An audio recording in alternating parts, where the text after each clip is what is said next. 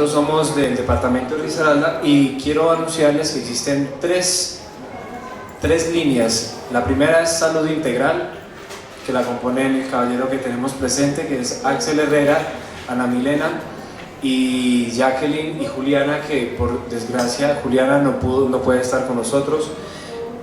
Además tenemos casi 6 autores de novela. Vamos a presentarlos a cada una con su particularidad, y es lo que a mí me interesa del género de la novela, que además de ser variado tiene sus dimensiones personales.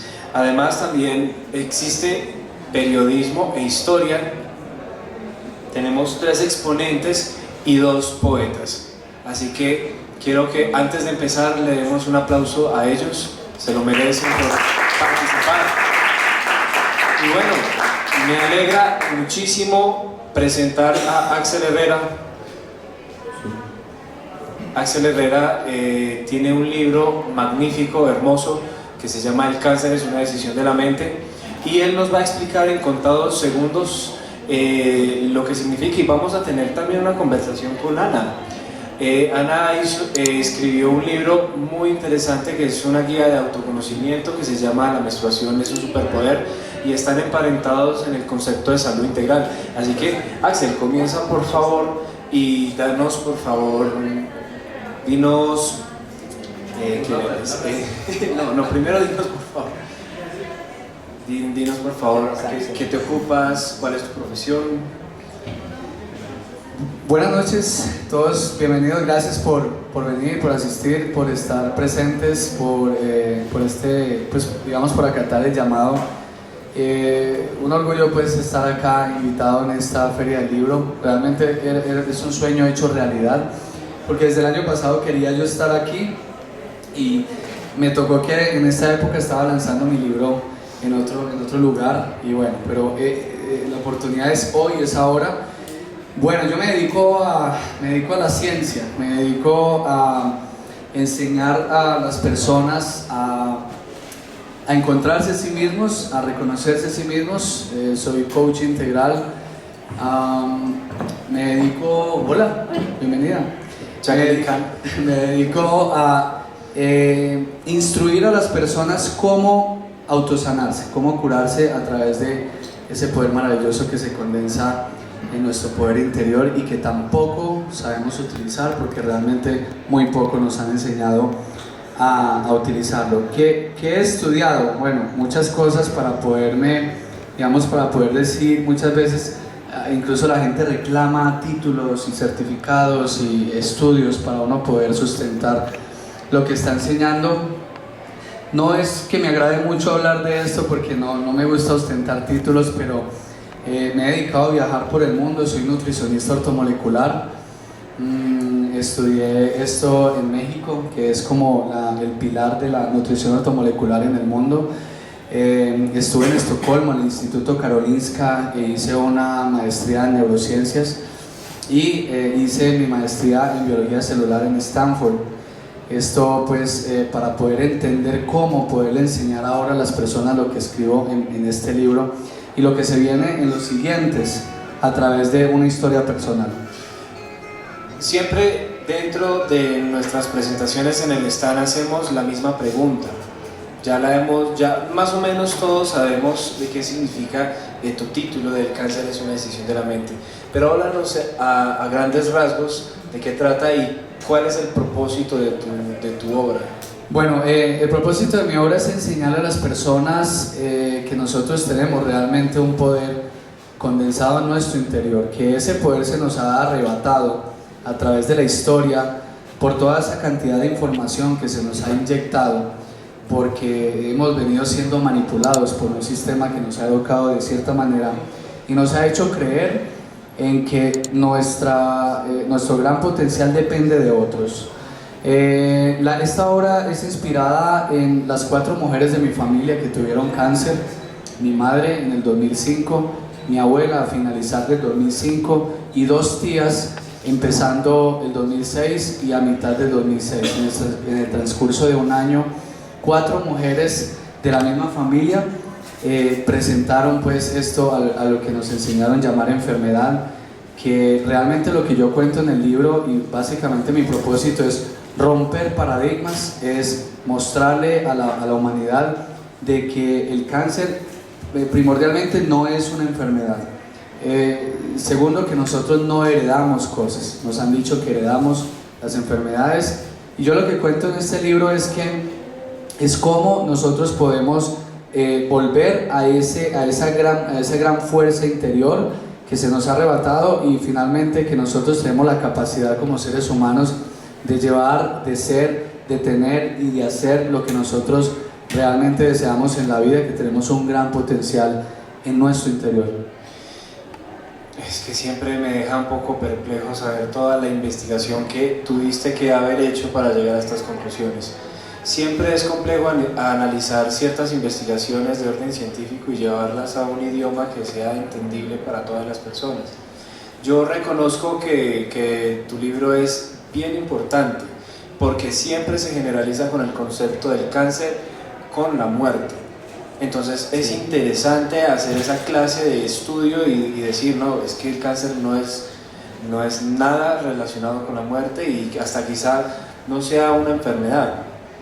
Bueno, lo que pasa es que debemos de tener en cuenta algo muy importante, es que sí, algún día vamos a morir todos, que ningún ser humano va a durar 1000 años, todos vamos a morir de alguna manera, este cuerpo físico va a desaparecer de alguna u otra forma. Sin embargo, yéndonos a la historia, pues el hombre, ese hombre mental, ese hombre pensante, ese hombre consciente y racional se volvió en un hombre irracional e inconsciente, y de alguna u otra forma ha utilizado muchas herramientas para manipularnos y hacernos creer de que tantas cosas que hacemos es como ellos dicen que es. Pero mi intención con el libro precisamente es que el lector vaya por un recorrido desde la parte científica hasta la parte vivencial, mi experiencia personal, lo que hago yo con tantos pacientes que trabajo en Latinoamérica.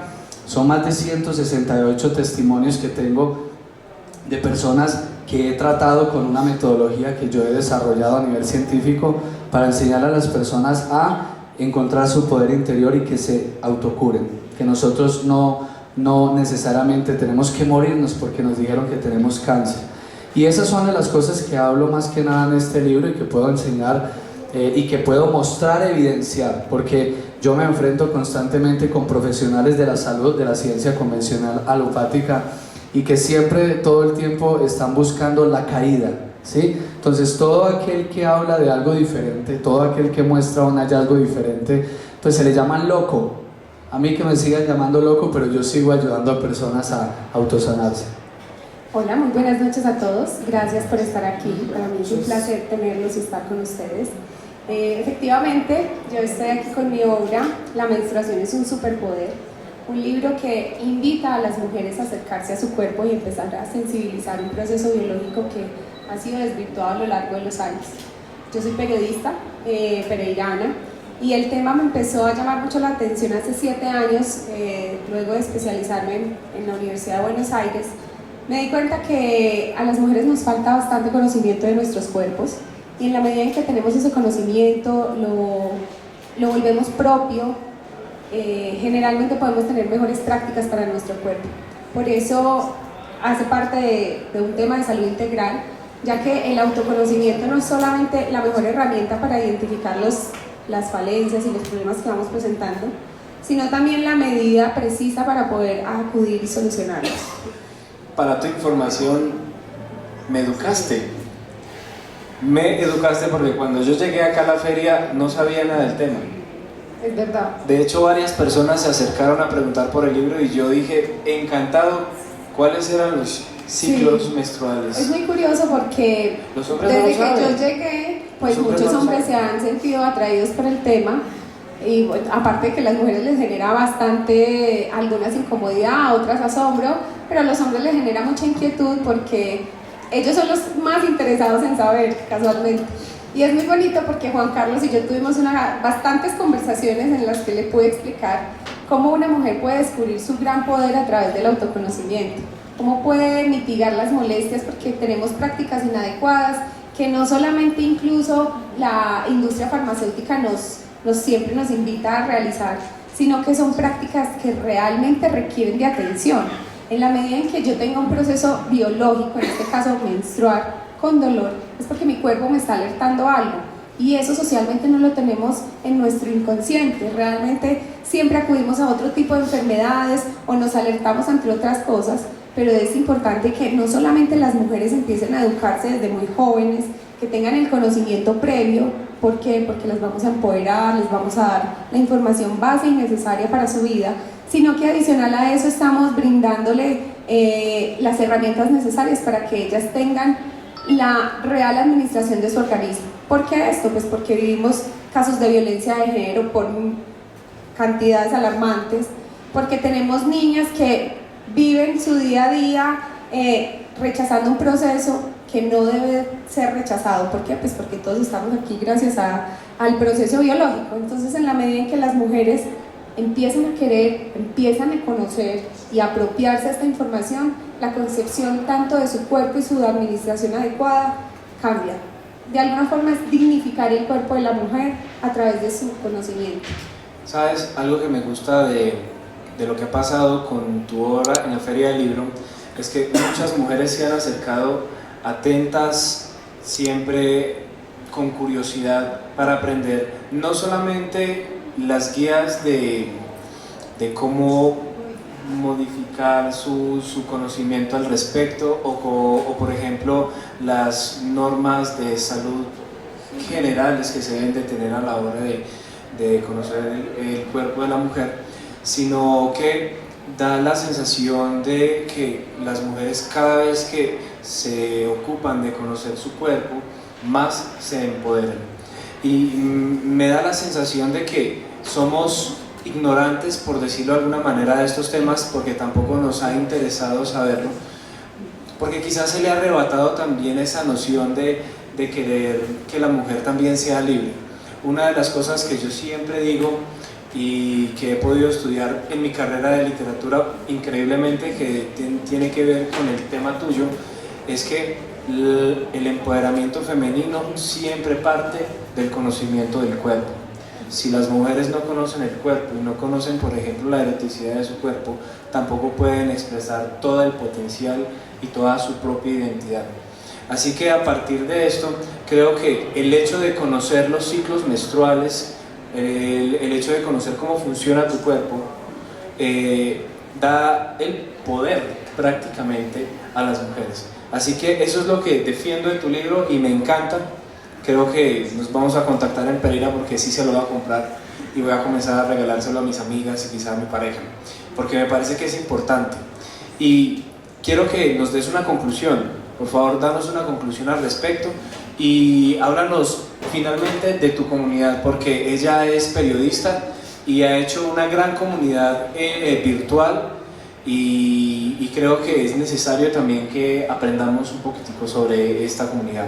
Bueno, todo nació por una necesidad personal y yo creo que muchos de los que estamos aquí incluso empezamos a escribir por eso, porque queremos impactar, porque queremos llevar un mensaje, porque se vuelve necesario. Ya no queremos que solamente alguien conozca de un tema o algo, sino que se vuelva un tema más común, o por lo menos a manera personal yo siento que el tema de la menstruación tiene que volverse público sí o sí en algún momento y debe dejar de ser tan tabú, tiene que salir en la agenda pública porque es la salud de las mujeres y pues es necesario que les brindemos a las mujeres las oportunidades necesarias y la información verídica. ¿Por qué digo verídica? Porque es muy triste, la industria farmacéutica también está interesada en otras cosas, en el consumismo, y nos alejan cada vez del cuerpo. Yo llegué buscando respuestas de por qué mi menstruación era un dolor de cabeza para mí, y lo fue durante 20 años, y no tenía que ser, o sea, yo lo que quería era dejar presente que no tiene que ser así, no tiene que ser un dolor de cabeza. En la medida en que empecé a investigar me di cuenta que sí, efectivamente no es normal, pero los médicos no te lo dicen. Y de ahí nació la necesidad de crear una comunidad para informar, para que las mujeres tuvieran dónde llegar y buscar información de calidad. ¿Y dónde está esa comunidad?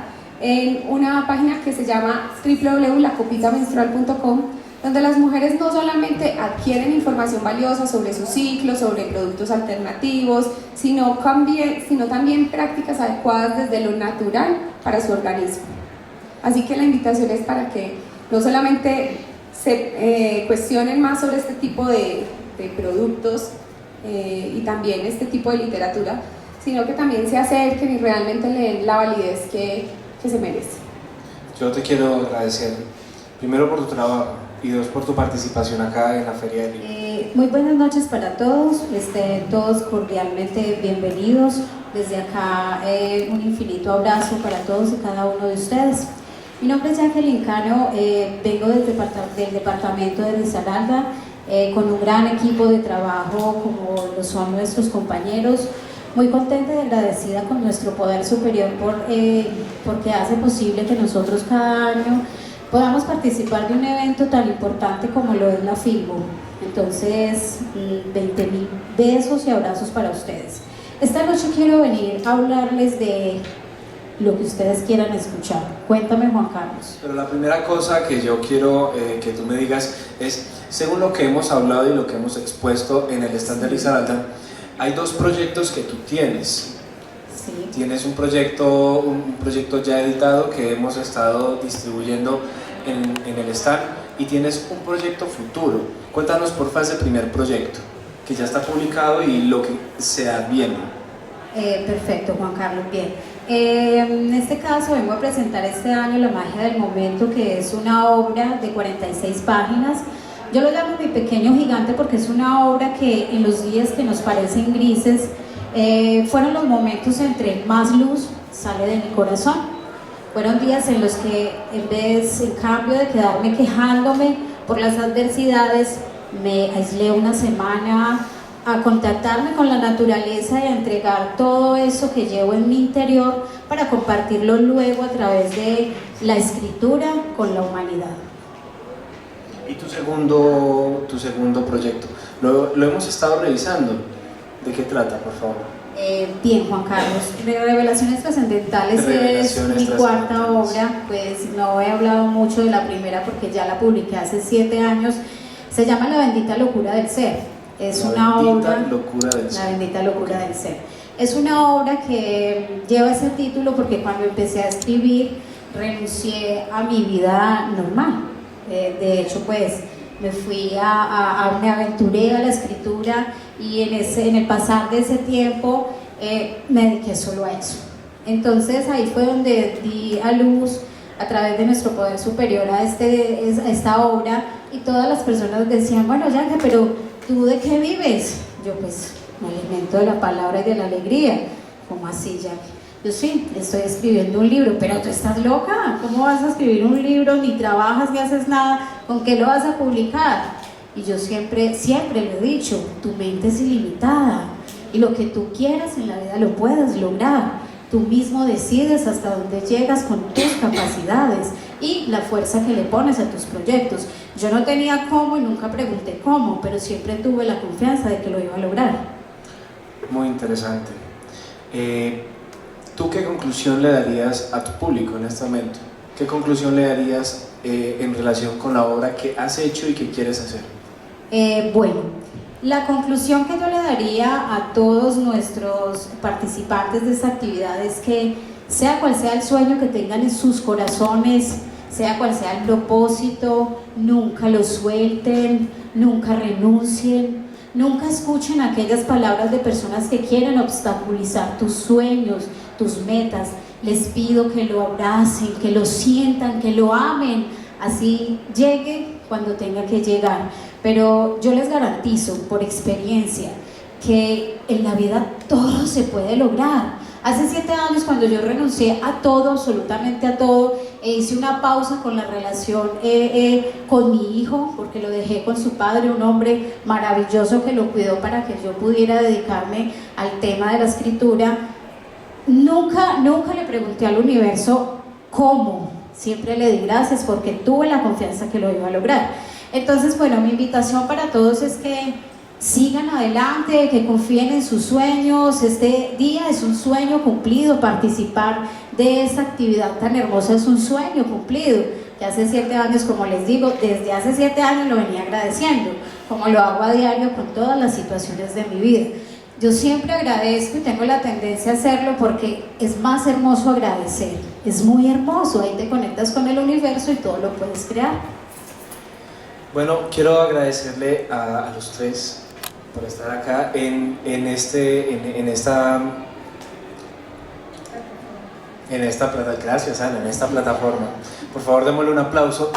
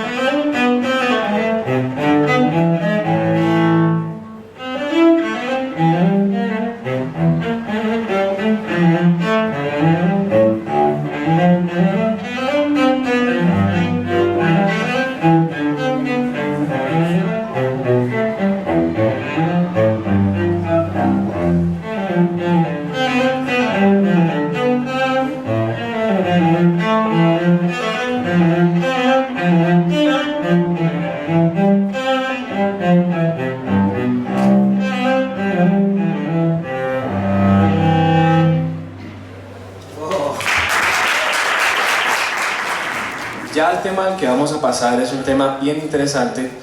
Tenemos a Alejandro, a Gilberto y a Pacho, que nos tienen una selección de textos que están relacionados con el periodismo, con un hermoso diario que Pacho Toro nos va a contar ahora, y con una investigación que Gilberto ha hecho, y quiero comenzar con Gilberto, si me lo permites.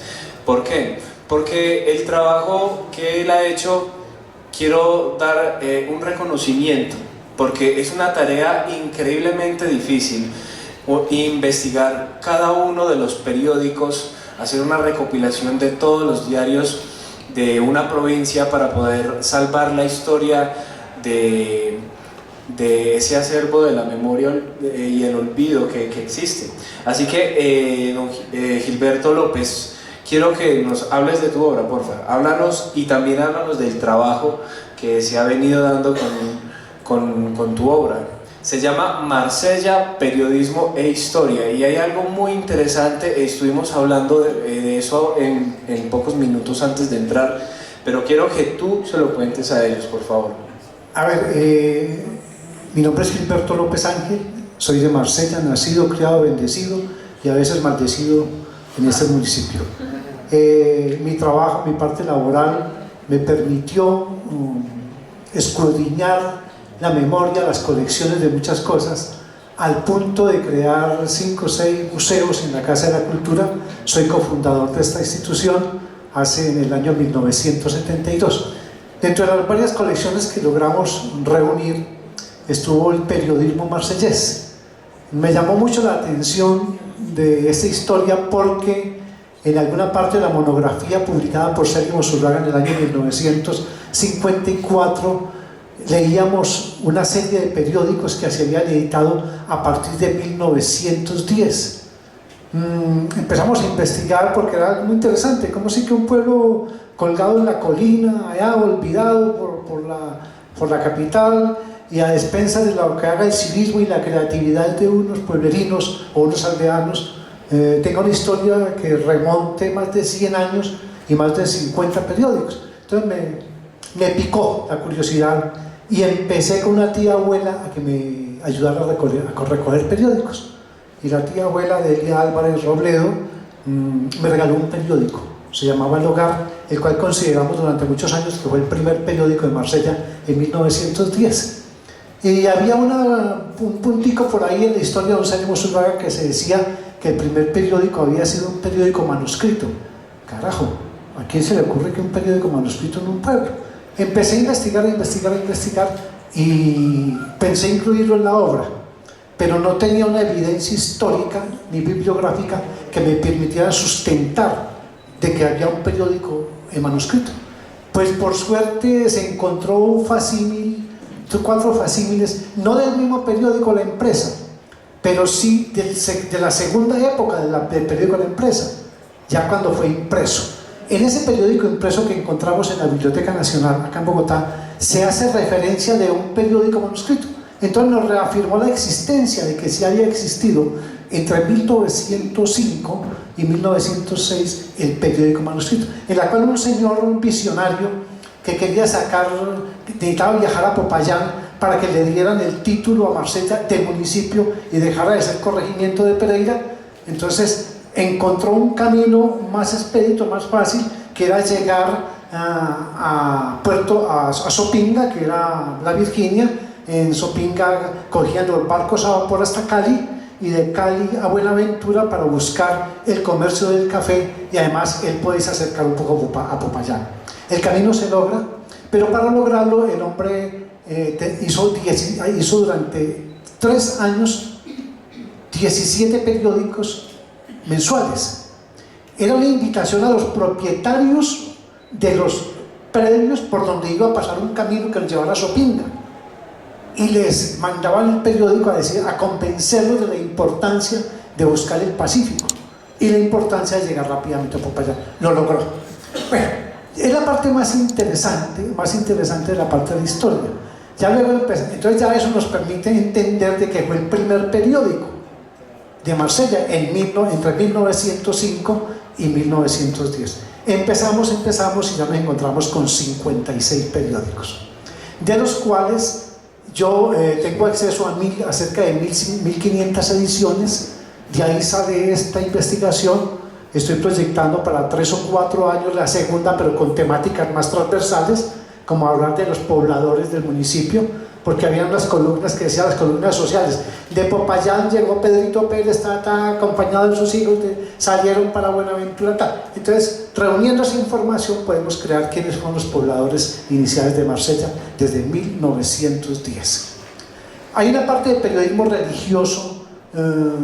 Pues hay que reconocer la parte religiosa, porque un cura regaló la primera imprenta y eso facilitó la creatividad de esas personas locas, creativas, enamoradas, como todos ustedes, que crean poesía, crean novela, crean literatura, y se dio la posibilidad de escribir. Entonces, en este libro, por ejemplo, podemos encontrar muchos escritos de estos personajes, unas obras bastante interesantes que nos cuentan la historia del municipio. Encontramos periodismo político. Hay 10 periódicos políticos que se inician a partir de 1968 con Nueva Época, donde se generan grandes enfrentamientos que nos cuentan cómo fue la vivencia política de Marsella entre liberales y conservadores. Hay un periodismo puro que empieza prácticamente, el periodismo puro fuera del religioso, prácticamente en 1922, que nos cuenta es la idea del periodismo puro, que nos cuenta los elementos investigativos del periódico sobre el entorno social, académico y cultural del municipio. Hay un periodismo medioambientalista, hay dos periódicos ambientalistas, que es el periódico COE, Centro de Observaciones Ecológicas, que era el contestatario, que era el periódico rebelde Tirapiedra, y había otro periódico que era el periódico El Gema, que era la parte más conservadora del medio ambiente. Llegó un punto en que nos encontramos los dos periódicos y realmente todo empezó a funcionar. Buenas tardes a todos. Bueno, básicamente es un libro disco, es un proyecto musical de la Fundación Músicas en Albor. Pueden buscar en Facebook, en Instagram y en YouTube, que ya hay videos y las publicaciones pues, para que profundicen más en el tema. Básicamente nos juntamos 3 amigos, compinches, cómplices, melómanos, 2 de ellos de la ciudad de Medellín, yo que vivo en la ciudad de Pereira, y quisimos montar una fundación con ánimo de pérdida, porque básicamente producir música en este país y libros independientes pues es una tarea bastante compleja, pero hay que hacerla y hay que hacer esos esfuerzos de que paso a paso pues va uno dándolo a conocer. Entonces hicimos la tarea de hacer un libro disco y convocamos 2 músicos, pero digamos que la línea principal era rescatar músicas colombianas y latinoamericanas que por lo regular no tuvieran una circulación amplia en los contextos comerciales, de la radio, de la prensa, de la televisión. Y entonces ubicamos un músico que es Rubiel Pinillo del corregimiento de La Florida. Los que viven en Pereira pues sabrán dónde queda, a 20 minutos de ahí del centro de Pereira. Y eso es un músico pues, que en resumen tiene 40 años de trayectoria musical, pertenece a la generación de conocimiento del páramo, de lo que llama allí el bosque, la cuenca alta del río Tun. Tiene toda esa sabiduría y lleva 40 años haciendo música y tiene toda esa herencia musical pues viva en la música parrandera campesina del corregimiento de La Florida. 40 años, tiene casi 600 canciones escritas a puño y letra, ha podido grabar 20 de ellas, digamos, en estudios caseros, con amigos, y entonces nosotros dijimos, este es el músico que le queremos, digamos, hacer un reconocimiento. Lo juntamos con Carlos Helios Jr., que ya es un blusero y un rockero pereirano, pues ya hay mucho reconocimiento, no solo en Colombia, sino internacionalmente, y surgió este disco que es el Blues de la Parranda. O sea, unimos el blues del Mississippi de Estados Unidos con la parranda paisa del eje cafetero. Hicimos el disco y sumamos ese libro de 90 páginas donde es una evocación del territorio. Es un libro muy valioso para la gente que no vive en Pereira, pues también para ellos, pero digamos para una persona que vive, nos han escrito por ejemplo gente que lo ha adquirido en Estados Unidos, aquí en Bogotá, en Medellín, en la costa, y que dice, qué paisajes tan bonitos. Alguien me dijo, parecen los paisajes de Suiza, porque son las fotografías del territorio, de la Florida, pleno sol, un domingo en la tarde, allí con esos campos, con esos cebollales, el cielo azulado. Entonces el libro es una evocación del territorio. Hay 4 textos, crónicas, reportajes, entrevistas de la experiencia del disco y acompañado de fotografías e ilustraciones. Entonces ese es el proyecto, digamos, el Blues de la Parranda de la Fundación Músicas en Albor, que es un libro, y ahí está el disco con las 10 canciones compuestas e interpretadas a dúo. ¿En dónde podemos conseguir el libro? Sea acá en Bogotá o a nivel nacional. Bueno, en Pereira está en la librería Centro Cultural, eso queda ahí en la 19 con Sexta y en el Centro Comercial Plazuela, básicamente está allí. Aquí en Bogotá está en Tango Discos, librería de discos Tango, y lo pueden encontrar también por CD Baby, allí digamos está por descarga digital y también está disponible en físico, y muy pronto haremos una edición, digamos Kindle, una edición pues para dispositivos electrónicos de lectura y escucha al tiempo. Y también en las redes sociales tenemos despachos a cualquier parte del país desde la fundación, un mensaje interno, y se hacen los envíos sin costo adicional. Quiero reconocer el trabajo de investigación que hubo, porque sé que hubo trabajo de investigación, y además que es también una forma de poder reconstruir un imaginario simbólico que las personas del Risaralda tenemos. es increíble saber que la parranda también puede generar cambios y quiero de verdad escuchar el blues de la parranda. Espero que pronto contigo, ¿no? Gracias primero que todo por esta oportunidad. Son puertas que se abren. Las dificultades traen nuevos propósitos. Y en mi casa o mi vida ha estado llena de eso, de ganas de no quedarme atrás y ganas de seguir cada vez creciendo como persona.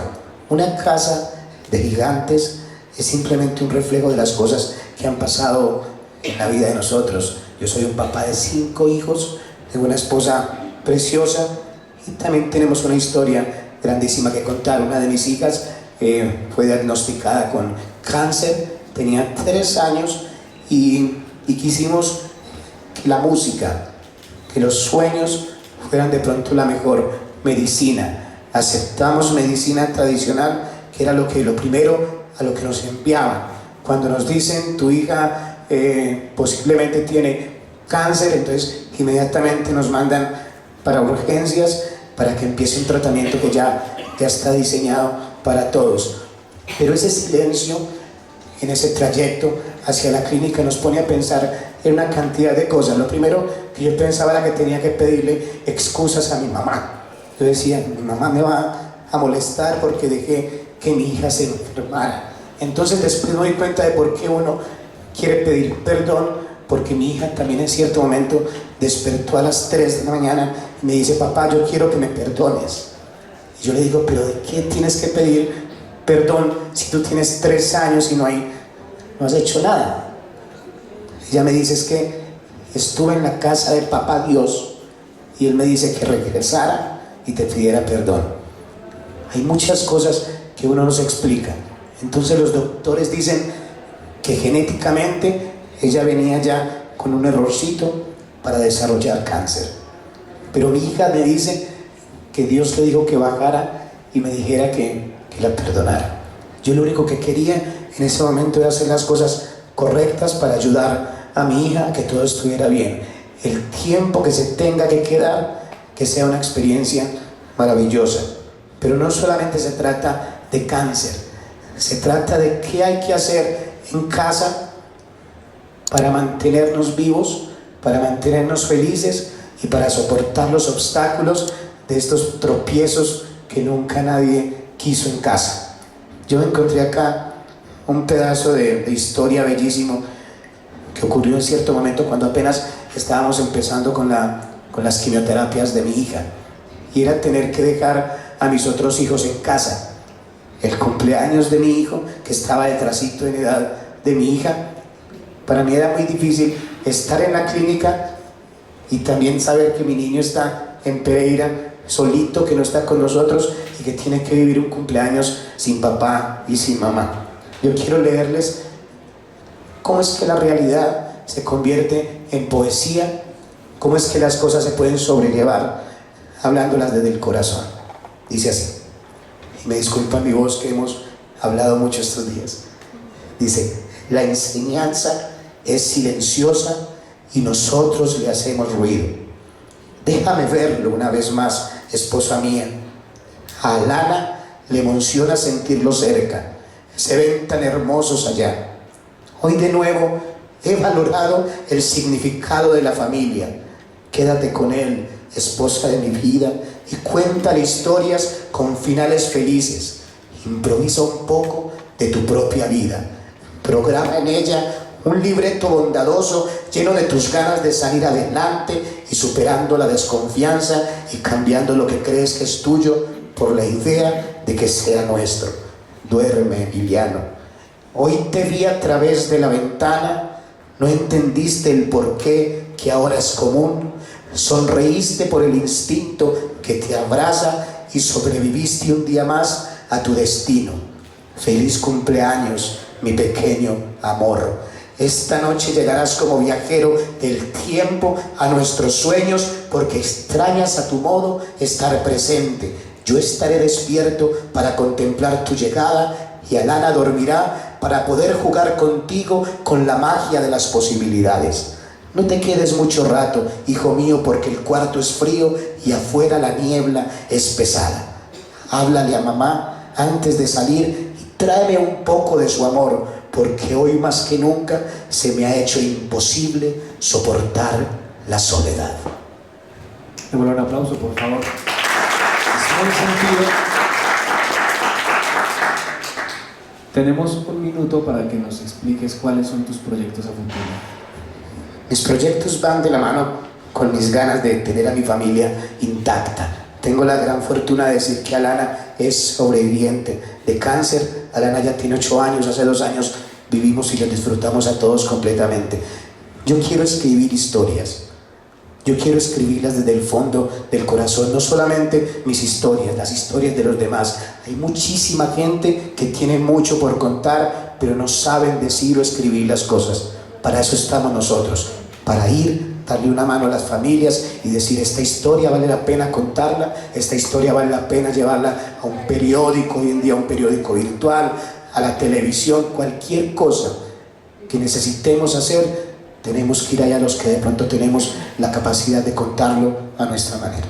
Muchísimas gracias a los tres por estar acá. Primero que todo quiero dar un saludo muy cordial a las personas que están presentes y en realidad vamos a reconocer, a dar ese reconocimiento que merece el señor gobernador de Risaralda, quien nos permite estar aquí cada vez que está la Filbo esperando a escritores nuevos y a escritores ya reconocidos.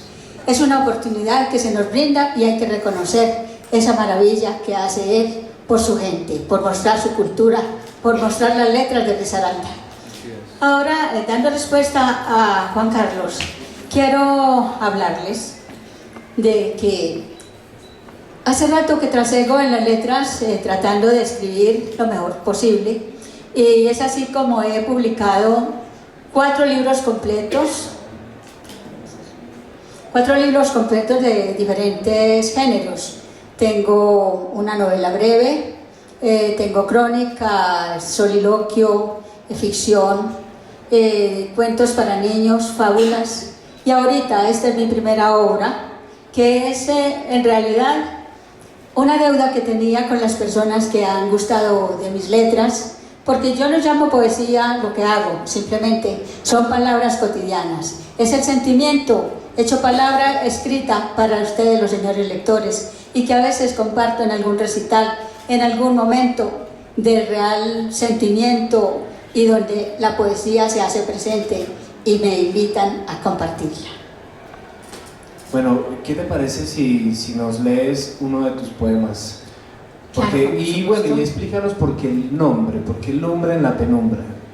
El nombre en la penumbra surge de uno de los versos que trae un escrito que ha sido catalogado como poesía mayor, no por la calidad, sino por el número de versos que contiene y la cadencia en que está escrito.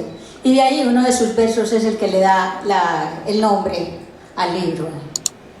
Esa es la razón para tener Lumbre en la penumbra como título de la obra. Y léenos, por favor, uno de tus poemas en este momento, por favor. Claro, con mucho gusto. Quiero leer para ustedes un texto que ha sido muy bien recibido en distintos espacios donde lo he presentado y que causa alguna controversia por su contenido. No quiero ese poema elaborado donde cada palabra se consulta, se compara, se esfuerza y se ausculta en su raíz semántica y sintáctica elucubre. Quiero el poema libre, sin mordazas, aquel que sale ansioso de muy dentro, que dice todo aquello cuanto siento, tal y como lo dicta el sentimiento. Para decir te amo, yo no intento buscar en el sinónimo el sustento. Para decir que ya no estás conmigo, no he de apelar ni al sol ni al universo. La tarde no es más gris y yo te lloro, ni es más esplendorosa solo porque te amo. Mi piel no siente menos solo por tu presencia, ni si apelando a metáforas te imploro. Por eso digo solo que te amo, con las palabras que siempre me han surgido, con aquellas que me salen del alma, que dicta el corazón si el amor ha vivido. No quiero ese poema rebuscado con palabras que salen de los libros Quiero el poema primario por sentirlo, como brota de mí, y ya quiero escribirlo. Y no quiero ese poema por sinuoso, por amasado, alineado, elaborado, porque no es ese el mismo que he llorado cuando en silencio en el papel mi dolor he reflejado. Quiero el que fluye ignorante, sin sigilo, el que olvida de las reglas directrices. Quiero decirlo así, como lo dices en la cotidianidad, así lo vivo. Maravilloso. Bueno, buenas noches para todos. Este es mi poemario por escrito y para siempre, y surge con la idea de rendirle homenaje a mis abuelos, y lo hice pensando en, porque para mí las palabras que se dicen es algo que al fin y al cabo termina pasando, pero si lo dejamos por escrito y lo dejamos plasmado en un papel, eso va a perdurar por siempre. Entonces eso era lo que yo quería hacer con este libro. Quería dejar por escrito y para siempre el amor que me inspiraron mis abuelos y la forma en que ellos me enseñaron a ver la vida, mis abuelos, mis padres y todas las personas que pues, me han apoyado durante lo que he podido vivir. Por favor. Pues les voy a compartir un poema. Y yo también les voy a compartir. De hecho, déjame, yo les voy a leer el poema que más me gustó de él. Se llama Recuerdo. ¿Se llama Recuerdo o Recuerdos? Recuerdos. Es hermoso y además que es bastante sentido, y se los voy a compartir porque fue el primer poema que yo leí. Estaba pasando las hojas de los libros, del libro de él, y me encontré con este poema, lo leí completo, no lo conocía, pero lo primero que hice cuando lo vi fue preguntarle por el poema. Recuerdos. Bellos los que al par de días de alegría te llenan, a los cuantos meses una sonrisa te causa, a los varios años de nostalgia te invaden. Recordar para olvidar, recordar para revivir, de melancolía matan al que en exceso en ellos se refugia. Increíble. Bueno, ese poema me gusta, de hecho me gusta bastante. ¿Cuál es la definición de este poema? El poema lo escribo y lo pongo al inicio para, desde que aquel que se dé la oportunidad de leer mi libro vea cómo entiendo yo la vida. Y es que nosotros tenemos un proceso, y ese proceso es precisamente en el que el día de hoy, al analizarlo, nos va a permitir entender cómo encarar lo que ha de llegar y está por venir. Bueno, ahora compártenos por favor tu poema. Les quiero compartir un poema que para mí es muy importante y lo voy a leer y luego les explico por qué. Se llama Amor Propio y dice: se nos va la vida buscando a quien amar, queriendo que nos busquen y nos encuentren para amarnos. Se nos va la vida y ya es tarde cuando recordamos que es a nosotros mismos a quien debemos buscar y encontrar para amar. Cueste lo que cueste, digan lo que digan, porque amor propio no es egoísmo. Este poema para mí es muy importante porque para mí el amor propio es algo esencial, porque todo lo que nosotros sentimos hacia nosotros mismos, frente a nosotros mismos, nos permite proyectarnos frente a las demás personas. Y si no estamos bien con nosotros mismos, no vamos a poder regalarle una sonrisa a las demás personas o hacer que ellos se sientan a gusto con ellos mismos. Y pues a veces el amor propio, aquellos que sentimos amor propio nos tildan de egoístas porque piensan que es solo centrarse en uno mismo, y no es así, es partir de uno para poder vivir en comunidad con los demás y entenderse mejor. Bueno, quiero que le den un fuerte aplauso. Buenas noches y muchas gracias por acompañarnos. Gracias a la Gobernación de Risaralda por darnos esta oportunidad, a este equipo de escritores que prácticamente en esta feria fuimos una familia, todos impregnados de amor y todos con temas de amor, temas demasiado sensibles. A todos mis compañeros los felicito, a Juan Carlos, muchas gracias por darme la oportunidad. Por esta razón, interrumpí y no te contesté, pero bueno. Puedes decirnos de una manera bastante corta ¿Por qué es un homenaje póstumo? ¿Y la importancia del libro? ¿Por qué para ti es importante? El libro para mí es importante porque tuve la grandiosa oportunidad de despedirme de mi hijo el día anterior a su accidente fatal. Él tenía un grado de estrés muy fuerte y le dio una convulsión en la calle y al caer se fracturó el cráneo y murió a los 5 días. El día anterior estuvimos conversando, él vivía en Ecuador y en nuestra conversación salió a flote que había una gran posibilidad de que él partiera. Eso en ningún momento ni lo pensé yo, ni lo pensó él, simplemente fue fluyendo, nos despedimos y él me pidió que por favor no dejara de escribir. Yo acababa de editar mi primer libro y me hizo jurar que si seguía escribiendo tenía que escribir tocando corazones. Por tal razón tomé 2 libros que había escrito y saqué algunos cuentos de 2 libros, uno que escribí con 26 niños en una sensibilización de valores, donde los niños traen al presente sus sueños, y otro de mis primeros cuentos. Cada cuento tiene una gotita refrescante que son reflexiones para profundizar en la vida y poder hacer transformaciones interiores para poder manejar esta cotidianidad con toda esa cantidad de altibajos que tenemos diariamente. Realmente, aparte de hacerle un homenaje a mi hijo, el mensaje es para aquellas personas, empezando por los chicos, de que escriban. Escribir es una terapia. Si yo cojo un lápiz y un papel, es el mejor amigo, porque yo no puedo engañar. Va fluyendo, no tengo ni que pensar. Si quiero rayar, rayo, y quiero romper el papel, lo rompo. Y no necesito estar mirando porque no me estoy presentando sino ante mí mismo. Y yo empiezo a soltar todo eso y la psique empieza a abrirse. O sea, la conciencia inmediatamente hay un impacto con la psique y va fluyendo cantidad de cosas que la mente primitiva tiene escondida.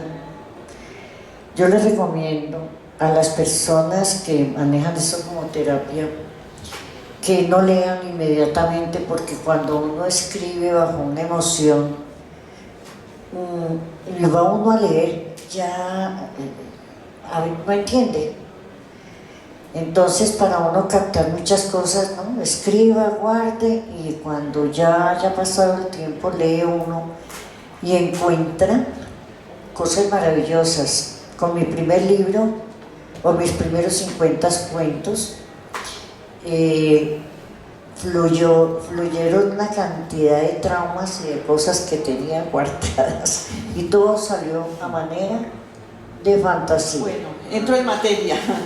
La historia de Un asombro da cuenta de una historia que vivimos muchos en los años 70, cuando desde las palestras universitarias se nos incitaba al cambio revolucionario, tocando los corazones juveniles que buscábamos esa justicia social.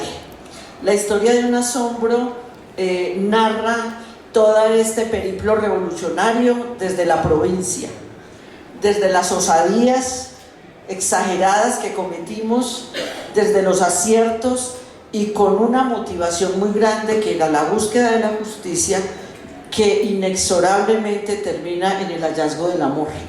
De eso habla la historia del asombro, eso habla, y podría pues extenderme mucho hablando de todo, porque aunque no tiene fechas la novela, tiene un contexto de sucesos históricos que hace que quienes son contemporáneos los ubiquen y quien no investigue. Tiene humor, tiene mucha musicalidad, porque la protagonista es una cantadora de boleros que abandona la universidad, el novio militar, abandona la casa y se va a la justicia social, a la toma, a la construcción de la patria socialista, y todo el asombro que la va llevando a encontrarse con un principio de realidad que realmente nos ha sacudido a todos. Sigue siendo vigente esta narración que empezó, como dice mi amiga, que ya es mi amiga, ya casi hermanita, qué maravilla. en la búsqueda de la paz. Esto empezó, fue como una terapia, porque ustedes saben que cuando hay una militancia de izquierda se utilizan muchos seudónimos que finalmente son dados a conocer como los alias. Yo tuve muchos alias. Yo era jovencita de trencitas y yo me llamé Melba, Gabriela, Esmeralda, y finalmente Esmeralda es la protagonista. Entonces yo empecé una narración, un ejercicio escritural, buscando mi identidad, porque lo que nombramos se vuelve lo que nombramos. Entonces yo ¿quién soy? ¿Soy Melba? ¿Soy Gema? ¿Soy Esmeralda? ¿Quién soy? Y me di cuenta que yo desde pequeña he escrito que valía la pena, y con 3 palabras de amigos conocedores les creí, y me demoré mucho tiempo tejiendo la novela, pero finalmente está allí. Quiero leer un pedacito del final que creo que les da una idea de lo que es esta novela. Dice así: aunque el tigre de papel continuó arañando y devorando colonias, Esmeralda decidió, en nombre del jazz y en homenaje a los negros del Mississippi, claro está, perdonar a los gringos. Considerando el odio de clase un desgaste sin sentido, Esmeralda Palomares Castillo abandonó para siempre tal predicamento.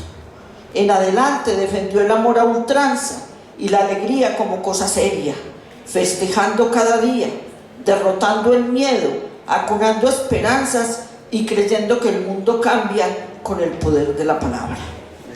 Maravilloso. Bueno, finalmente quiero leer algo que escribí ahora en estos días, porque yo apenas llegué al stand el primero, y aunque soy de los escritores de Risaralda, solamente la fraternidad la he descubierto ahorita en el stand. Y quiero leer lo que he percibido de las personas con las cuales he podido hablar y les he podido escuchar la presentación cotidiana.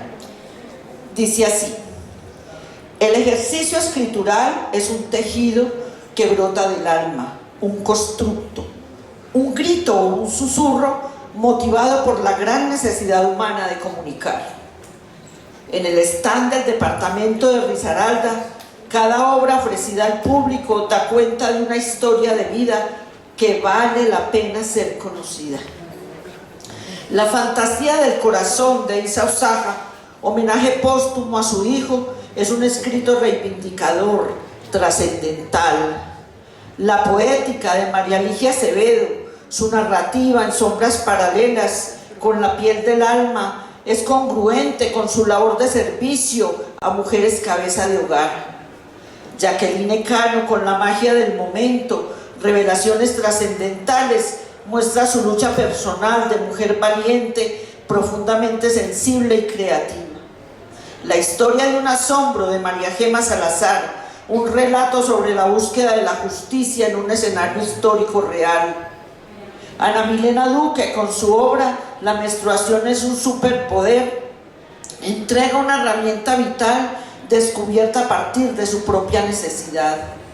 Axel Herrera nos cuenta en su libro El cáncer es una decisión de la mente, la epopeya familiar que lo convirtió en sanador con un final feliz. Al igual que Francisco Javier Toro, Pacho Toro, con Una casa de gigantes, nos cuenta y canta cómo el amor con rostro de niña venció la división familiar y la patología desapareció. Javier Antonio Sánchez, desplazado, sobreviviente del conflicto armado en Colombia, aunque es un poco arisco, en El Alijuna narra un periplo heroico que tiene mucho que ver con él. Santiago Espina, en Por escrito y para siempre, el valor de las cosas pequeñas, vence los silencios infantiles y construye un puente fabuloso con su abuelo. Estos escritores, estas palabras con un denominador común, el amor, la esperanza, el servicio, la vida misma, nos han unido. El stand de escritores de Risaralda trae un universo que da cuenta de historias de vida en prosa y en verso que deben ser leídas. Un libro no leído es una obra inconclusa. Bueno, en muy breves palabras les cuento que para amarte todas las vidas, en principio no nace como el libro que uno quiere publicar, sino simplemente lo que yo quería hacer era que a pesar de que el tiempo me pudiera borrar la memoria con los años o de cualquier forma, yo pudiera acordarme de esta parte de mi vida, y esta parte de mi vida que fue la historia que me cambió a mí cuando me enamoré. Y viene entonces, para amar todas las vidas, a marcar esta trascendencia que se da a través del amor. Yo lo llamo el amor del alma, y cómo ese amor trasciende más allá de muchas cosas que nos ofrece el amor de hoy, de aquellos que temen amar, de aquellos que aún creen que amar duele y que no creen que amar, por ejemplo, vale la pena. Y poder contar de forma tan personal a través de las páginas, dando esa garantía de quien las lee puede enamorarse a través de él, y invitando siempre a que lo que más vale la pena es el amor, y que el amor es esa energía que mueve el mundo, que no se mueve, que no se crea, perdón, ni se transforma, ni se destruye, sino que se transforma a través de las situaciones vividas entre dos personas. Yo agradezco muchísimo tu participación en esta feria, porque reconocemos que pese a que es tu primer intento, es un intento muy certero, una prosa muy interesante y que ha cautivado, y eso es lo que más me gusta del libro de Mateo, que ha sabido cautivar a sus lectores. Muy buenas, soy Javier Antonio Sánchez Flores, vengo de Pereira, desplazado de Tumaco. Mi obra se llama El Alijuna, una historia de Guayú. Mucho mundo me dice que porque yo estoy en Risaralda, estoy escribiendo una obra de los Guayú. Pido disculpas porque estaba en una entrevista de hora y media con una emisora nacional sobre el tema de los Guayú con otros compañeros de La Guajira. Pero puntualmente, pues lo único que quiero decir es que muchos de los que están acá ya me han escuchado el relato, pero quiero aprovechar esta brevedad del tiempo para decir algo muy pequeño. Agradezco el poema que sacó la compañera que leyó anteriormente, que su nombre es María Gema, pero le quiero decir, cuando mencionó una palabra, yo me fui para atrás inmediatamente. Cuando ella me dijo que le decían Esmeralda, yo mismo salí corriendo atrás, porque la persona que desapareció, mi hermano Alexander Sánchez, en el 2001, por el cual yo soy víctima de la violencia y desplazado, era precisamente la comandante Esmeralda del ELN. Pues fue una coincidencia, ¿cierto?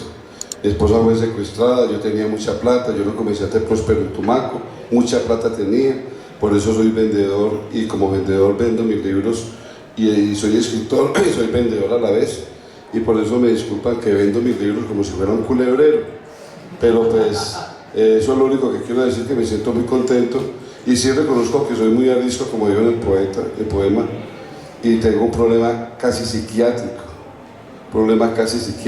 que no ha sido tratado, por el cual me es muy difícil socializarme con la gente. Gracias. Muy buenas noches a los presentes, mi nombre es Wilmar Ospina Mondragón, soy docente en la Universidad Tecnológica de Pereira, también en la Católica, y es la primera novela. Anterior a ello, 2 textos académicos, ensayo, temáticas políticas, educativas, un análisis del mito de Ícaro desde un recorte teórico, psicológico, y la novela que está enmarcada en el concepto de novela negra, ¿cierto? Que la propuesta de Chandler es la novela criminal, ¿cierto? Pero alude más bien a a un derivado, a una variante de la novela negra que se llama el hard boiled, y esta variante del hard boiled a lo que alude es a poner a la ciudad como un personaje que nos da, que nos quita, que nos reprime, que nos deja ser también, ¿cierto? Hay una estética de lo grotesco en la novela criminal, por supuesto, de entrada el género negro lo exige, y esa misma estética entonces abocaría por un lenguaje donde se trabaja la zozobra, la incertidumbre, la ciudad como noche, ¿cierto? Esos escenarios, digamos, marcando una personalidad en los personajes, etcétera, etcétera, ambientada totalmente en Pereira. Tiene una cortina de fondo a nivel histórico también. Hicimos un trabajo investigativo para poder decir qué es Pereira como ciudad, cuál es su fondo histórico, qué se ha movilizado en Pereira, ¿cierto? Agradezco también pues al stand de Risaralda por la aceptación, a la gobernación, etcétera, etcétera. Y pues Carne para Caníbales, quisiera leer la contratapa porque eso es Carne para Caníbales. Dice: por muchas razones esta es la novela de Pereira, una novela cincelada, modelada con ironía, reflexión, con historia de fondo. Su tono es delirante, furioso, un golpe al hígado como la ingesta de una botella de aguardiente bebida de un solo empujón. Esta novela no es querendona, puede ser trasnochadora, no es morena, es novela negra. Entonces, la invitación es a que leamos la novela, nos apoyemos en este discurso de la narrativa. Pereira no es muy dada a este tipo de situaciones en su realidad, pero es más digamos que hay un concepto que viene de la novela negra que se llama el realismo trágico y que lo que hace es emparentar la ficción con la realidad y nos podría estar enunciando una ciudad donde no solo Pereira, Bogotá, Nueva York, Madrid, cualquier ciudad del mundo podría vivir las situaciones que se encuentran en Carne para Caníbales, Juan Carlos.